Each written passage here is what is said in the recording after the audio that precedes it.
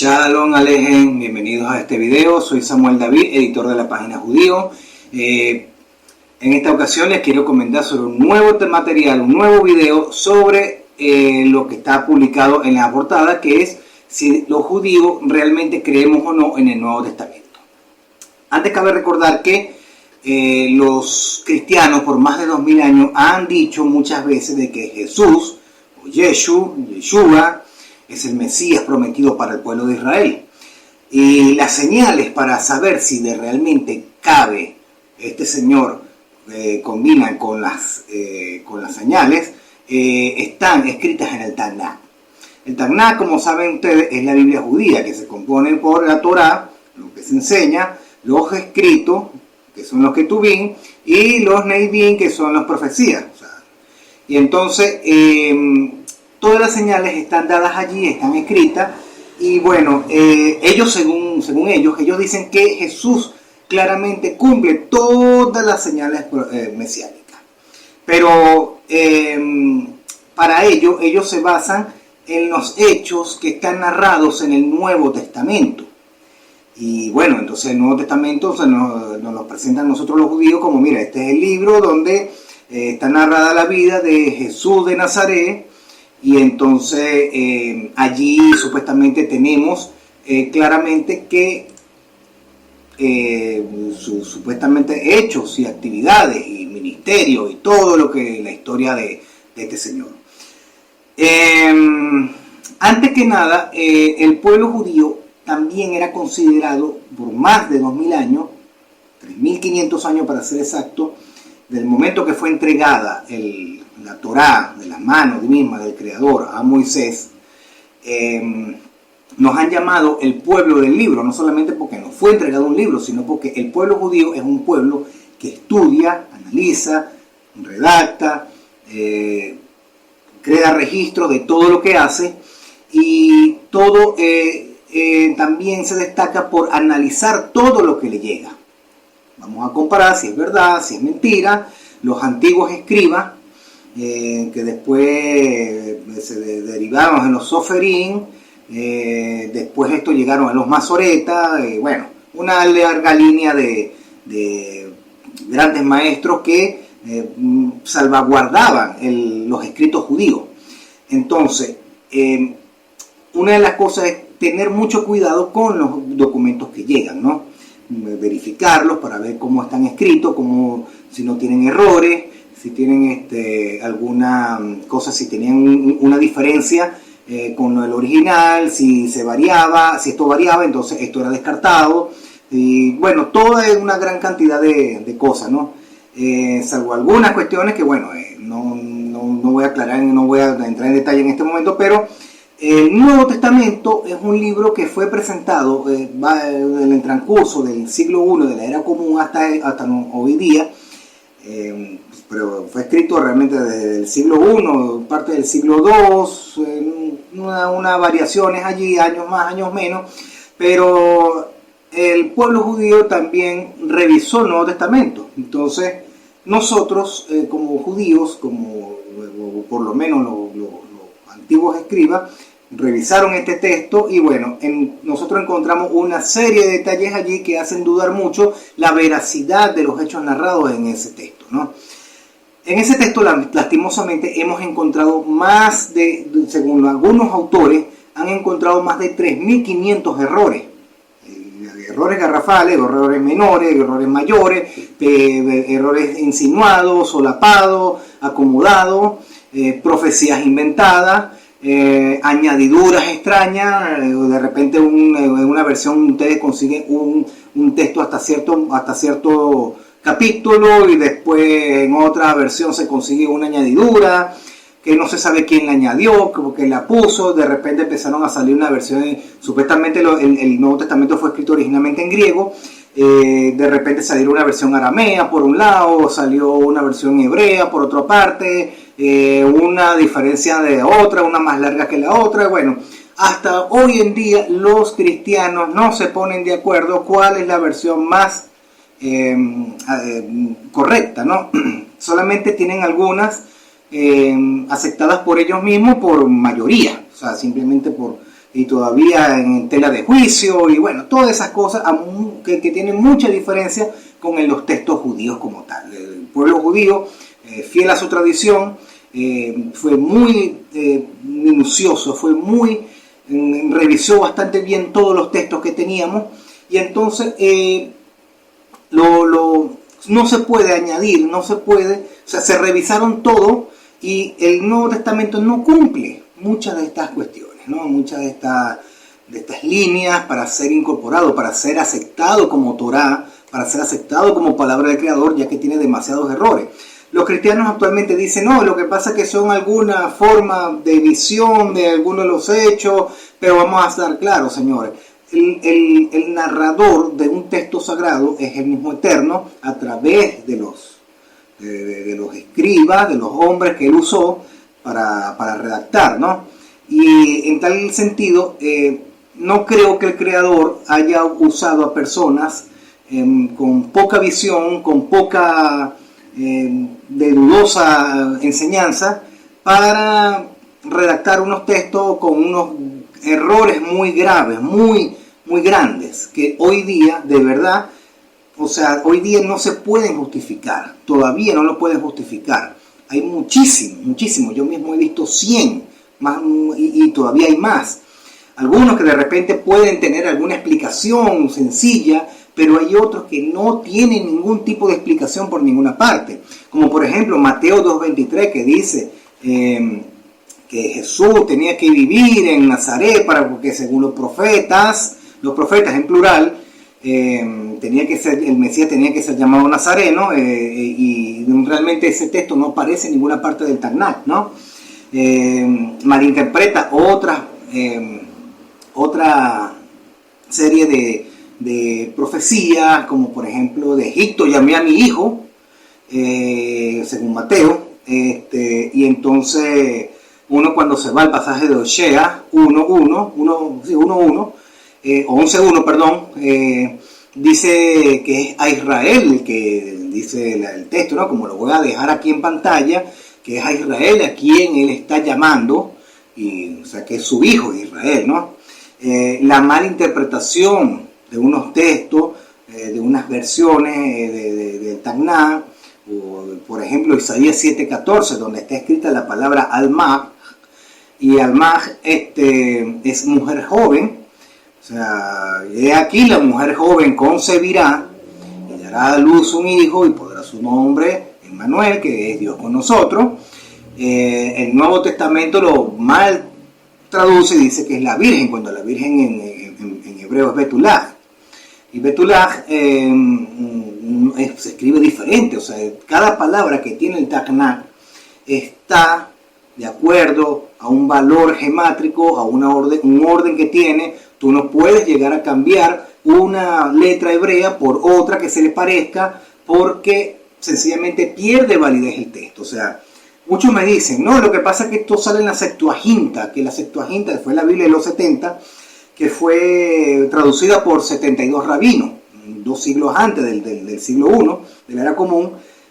Y esto aconteció porque mucha gente no conoce la historia, no conoce los hechos, que en ese tiempo un rey egipcio, de origen griego, que era el rey Ptolomeo II, era una persona que le gustaba mucho leer, era una persona bastante autodidacta, era un sabio, según lo que dice la historia, y este rey, él quiso conocer el texto sagrado del judaísmo y encomió a 72 rabinos para que le tradujeran la Torá al griego. Escuchen bien, señores, la Torá, que es Bereshit, Shemot, Vaikra, Bamidbar y Devarim, que son Génesis, Éxodo, Levítico, Número y Deuteronomio.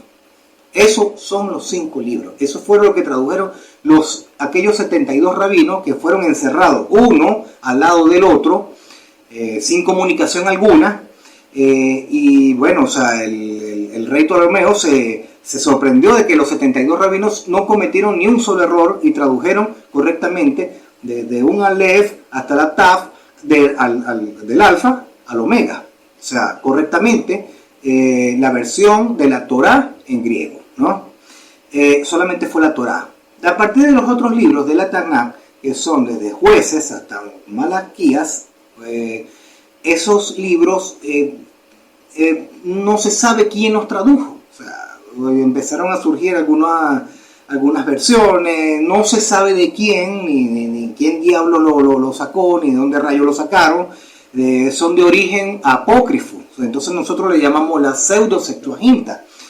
Considere usted que después la Septuaginta original estaba guardada en la Biblioteca de Alejandría por varios siglos, y llegó un rey cristiano, justamente, un emperador romano que se había cristianizado, y como la Biblioteca de Alejandría contenía grandes conocimientos de mucha de la cultura antigua, pero habían de origen paganos, de diversos orígenes, o sea, era una biblioteca, o sea, un conocimiento universal. Pero el rey, este emperador romano, en su obsesión religiosa, llegó y mandó a quemar la biblioteca, ¿no? Y se perdió el original de la Septuaginta, ¿no? Entonces, la Roma tiene actualmente, o sea, fue esas versiones extrañas, esas versiones añadidas, donde figura justamente la figura de que supuestamente la Virgen concebirá, que eso está escrito en griego, pero en el hebreo original solamente está escrito es la mujer joven, no está diciendo ninguna parte virgen. Muchos líderes cristianos, estaba yo escuchando a uno hace poco, estaba diciendo que bueno, ustedes los judíos no tienen por qué se van a detener por ese pequeño error semántico, ¿no? O sea, esto es algo grave, algo muy grave. Y entonces el Nuevo Testamento contradice mucho a las profecías del Tanakh.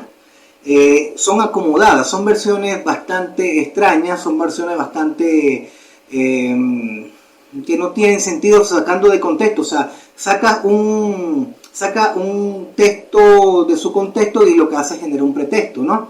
Entonces el pueblo judío, por eso es que rechazamos, o sea, creemos sí que es un libro histórico, tiene algunos hechos históricos, no todos, o sea, porque saltan demasiados hechos históricos que sucedieron en esa época, y no contiene de verdad bastante veracidad en otros, ¿no? Unos errores geográficos, unos errores de añadidura, el mismo texto se contradice, o sea, por ejemplo, miren, por ejemplo, lo voy a poner aquí en pantalla. Ustedes están viendo allí que, por ejemplo, el nacimiento de Yeshua sucedió, según Mateo, cuando Herodes el Grande vivía, Herodes I. Herodes I murió en el año 4, o el año menos 4, antes del siglo I, ¿no? Y entonces cuando el texto de Mateo dice que se va el niño para Egipto, y bueno, José se lo va a traer cuando supuestamente el ángel le dice que ya está listo, ¿no? O sea que cuando ya volvió y gobernaba, creo que Herodes Antipas, el hijo de Herodes, el Grande, entonces sucede un hecho muy curioso, ¿no? Lucas, más adelante, está narrando que José desciende de Nazaret y va hacia Belén para empadronarse por un censo que ordenó un gobernador romano llamado Cirenio, según el texto, Quirinio para otro, es el mismo nombre, Quirinio, según una versión en latín, otra versión en griego, que hoy ordenó un censo y entonces supuestamente se tenía que empadronar. Es algo muy extraño porque los censos no involucran que tú tenías que irte para la ciudad de tus padres, simplemente donde tú vivías, que obviamente donde estaba el ejercicio de tu actividad económica, era para la recaudación de impuestos, ¿no? Pero bueno, creyendo en el texto todo, vamos a darle el supuesto negado de creencia verídica. José baja con María ya embarazada y en Belén el niño nace. El problema es que el censo de Cirenio ocurrió en el año 6 de la era común, ¿no? Desde el año 4 que muere Herodes I hasta el año 6 de la era común han pasado al menos 10 años. No sabemos si exactamente el niño Jesús, según Mateo, nació antes, un año antes, 2 años antes, 3 años antes, no sabemos, pero al menos hay una diferencia entre el nacimiento de Mateo y el nacimiento de Lucas de mínimo al menos 10 años. Entonces, esto es algo que muchos cristianos no pueden acomodar. Así como hay otra serie de saltos, acrobacias exegéticas que se utilizan los cristianos, entonces ¿cómo le vamos a dar veracidad a este libro? No le podemos dar veracidad, hay muchísimas. Ya yo dejé también un video sobre Pablo, el origen de Pablo, que Pablo no es judío. Pablo era más que todo un árabe, lo pueden ver, lo voy a dejar en la sugerencia. Entonces, ¿cómo vamos a crear un libro así? Esto es porque las personas, el credo cristiano, ha envuelto desde pequeño mucha gente, y más con los 2000 años, o sea, con tantos siglos de dominación romana y después de la iglesia católica, las inquisiciones, han hecho creer en dogmas a la gente, ¿no? Entonces el creyente no es que tiene fe, sino que la fe tiene el creyente. Creen en los dogmas, entonces por eso que nosotros vemos en nuestros comentarios de estas personas que son dogmatizadas, bastantes hechos, bastantes cuestiones, bastantes dichos que dicen no, que los suyos vino, los suyos la recibieron, y salen con unas cuestiones de dogmas que realmente no vale la pena contestar a veces, porque son personas que ya perdieron la capacidad de raciocinio. No lo hago por caer mal, sino que lo digo en la verdad.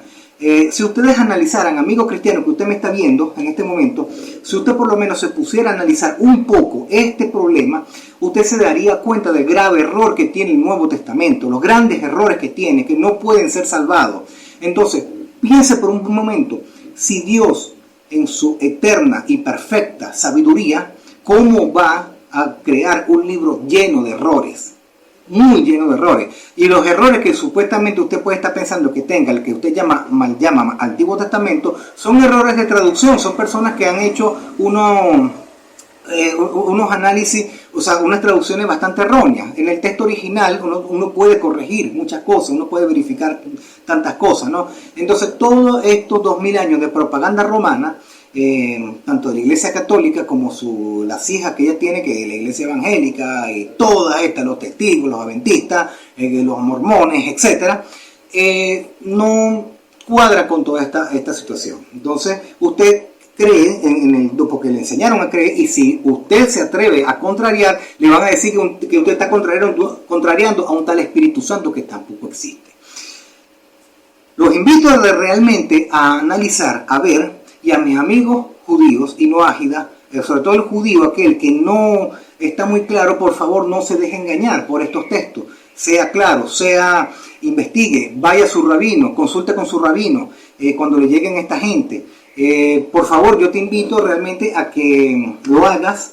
Repito, voy a dejar la sugerencia de algunos rabinos también al final, que están haciendo unos análisis muy buenos, como por ejemplo el rabino Yohanan de Punto Bresle. Voy a dejar otros por allí también, que en los comentarios, por favor, si quieres, comenta, analiza, por favor, y bueno, te doy las gracias de verdad por haber visto este video, y bueno, no te olvides de suscribirte, comenta, comparte, y bueno, estamos buscando verdad, estamos tratando de que la gente reaccione a la verdad. Te doy las gracias de verdad por haberme visto. Este video, como repito, es con todo el amor del mundo, es para develar la verdad, para ayudar a las personas que quieren salir, que quieren encontrar verdad. Shalom, Kol Tuv, y nos vemos en el próximo video. El material publicado aquí es con fin recreativo y satírico porque el autor hace el video para justificar que habla solo. El creador del contenido, aunque es judío, no es rabino ni more, por lo tanto sus opiniones son personales y no pretende ser o sustituir a alguna autoridad judía. Sus comentarios no deben ser tomados en cuenta ni tampoco ser derivados para otras publicaciones. En tal caso de tener alguna duda, consulte a su rabino de confianza. El autor no se hace responsable de lo que crean o digan otras personas con respecto a lo hablado o comentado aquí. En fin, nadie debería haber visto este video.